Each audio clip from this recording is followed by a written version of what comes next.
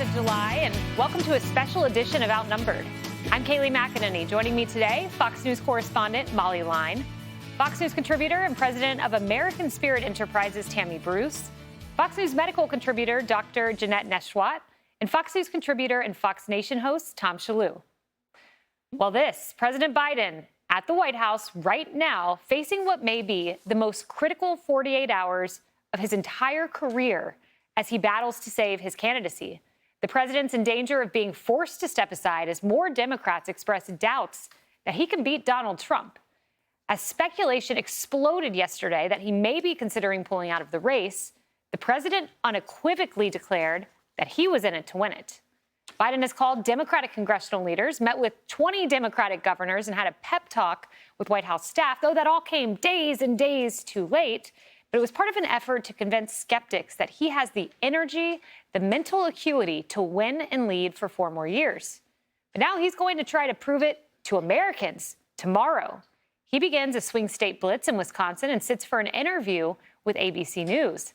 But the tough reality is that the assurances, the shifting explanations, the spin that has his political aides that they've come up with so far, it's not working.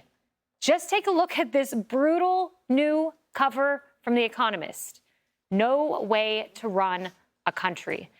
Tammy, that image says a lot. A walker with the presidential seal from a well-respected British publication on the 4th of July, no less. Yes, there to the left, of course, you've got the general media, so it's, I think, fascinated all of us, that this Biden that we see is not a new Biden. This has always been him. This is why he was in the basement in 2020.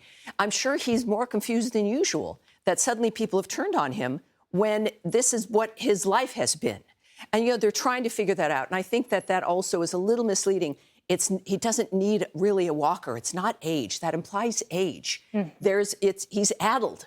There's a cognitive issue, as we now are tending to say. Americans know it very well. Too many American families know what that is that they've been seeing, and that it has gotten worse, perhaps, but this has been an issue from the start. When he first was running, he said, I'm going to be a transitionary president. It will be 1 term. Even then, they knew that this was probably not going to last. So I think that it's fascinating that suddenly everyone gets it, what we've been saying for 4 years. But if he was ahead in the polls, none of this would be happening. Despite the performance, let's say his performance, there was no bump and everything was fine, even though he's been unable to run the country, they would still be supporting him. There wouldn't be this rush. And that's, I think, the panic, because at this point, he can't win. It's that simple. So on the polls, it's an interesting point because the governors met in the White House, Democratic governors, and they came out and these were the talking points. Notice Newsom's not here, Pritzker's not here. These 3 governors, here were the talking points. A path to victory in November is the #1 priority, and that's the #1 priority of the president. The president was very clear that he is in this to win this. President Joe Biden is in it to win it.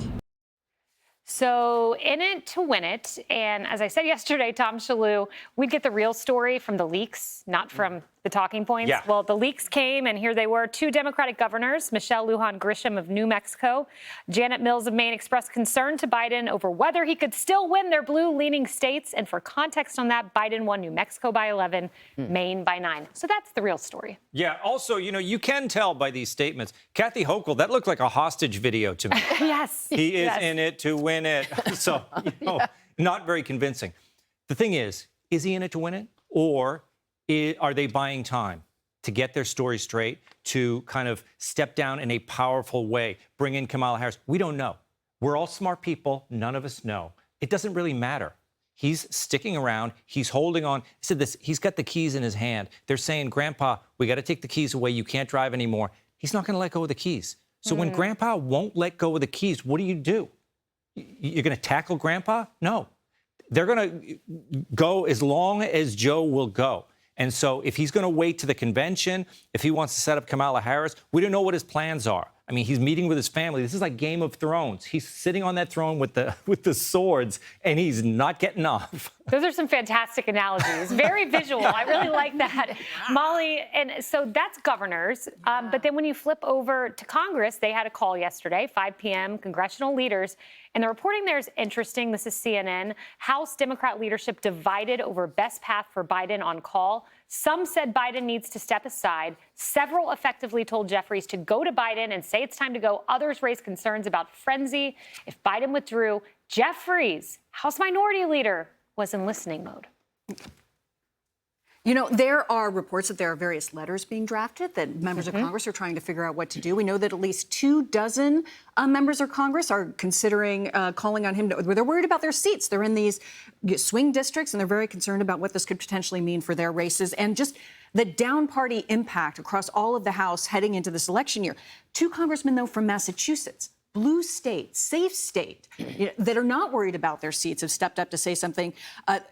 Raising concerns about the president's continuation onto the party's nominee. Congressman Seth Moulton has grave concerns about his ability to defeat Donald Trump. Congressman Jake Auchincloss, that Biden needs to consult with fellow elected officials and public opinion research to determine if he's the strongest candidate to defeat Donald Trump in November. So the calls of concern are coming across the board, whether people are concerned about their seats or not. That's right. And this is all from leaks that we're gathering, and few people have spoken openly on the Democrat side of the aisle about what's happening. But here's Van Jones. He's a big-time Dem. Here's what he said's going on. Everybody comes on the air and says all this great stuff, but behind the scenes, it's full-scale panic. People are passing around legal memos. PDFs are flying back and forth on WhatsApp, trying to figure out what are the options? How can you replace Biden? How do you get him to do it in a way where he feels respected, as he should be respected? Who should Kamala Harris's vice president be? The conversation on air and the conversation off air are completely different. But there is a big conversation happening right now about how this happens, not whether. I mean, there's PDFs going around, Doctor. It's about time they acknowledge and respect the truth and the facts and what we've all been seeing these past several years. But we got to remember, the office of the presidency is a very stressful, grueling, demanding job. And that chronic stress, it causes your body to release a hormone called cortisol. Cortisol damages part of your brain responsible for memory, for thinking, for decision making. So it's important now more than ever. Presidential health now more than ever is critical, especially for Americans to know what's going on, because over time, since George Washington to FDR, Ronald Reagan to Biden now, the health of our presidents influence and impact the decisions that they make and have an impact on us and on a global stage. Tammy, Vivek Ramaswamy told me that if this happens, and he thinks it will, he thinks he'll step aside. He doesn't think it happens now. He thinks it happens a little later in the cycle where they can debut a new candidate. There's this honeymoon period. It is an interesting thought. I don't know the practicality of it, but interesting. Well, part of what they might be needing time for is to find out the legal problems, because this isn't just a declaration and suddenly all the ballots change. And of course, these are state-run dynamics, right? It's state by state for the electoral votes, and you've got different state rules, when you can take someone off the ballot, if and when you can put someone else on the ballot, or you can't. It's not all delivered by leprechauns. It's not just the convention, right? He won those delegates. It's going to be official at the convention, even if he says, "Okay, never mind." Early voting starts. You've got ballots that cannot change. What are you going to say? Vote for Joe Biden, but it really means Kamala. What is he going to do? Is he going to say, yes, vote for me, this is a possibility, and then he's going to step down, and then it's going to be Kamala? Is that so? You're voting for him, but they're telling you it's going to be a different president? All of this is unprecedented, but that's what they're probably trying to figure out at this point is it even possible? Is there even more chaos that generates distrust amongst the American people? And you know who's going to exploit that? The GOP election attorneys. Yes. They will be filing suits. Hey, everyone. I'm Emily Campagno. Catch me and my co-hosts Harris Faulkner and Kaylee McEnany on Outnumbered every weekday at 12 p.m. Eastern, or set your DVR. Also, don't forget to subscribe to the Fox News YouTube page for daily highlights.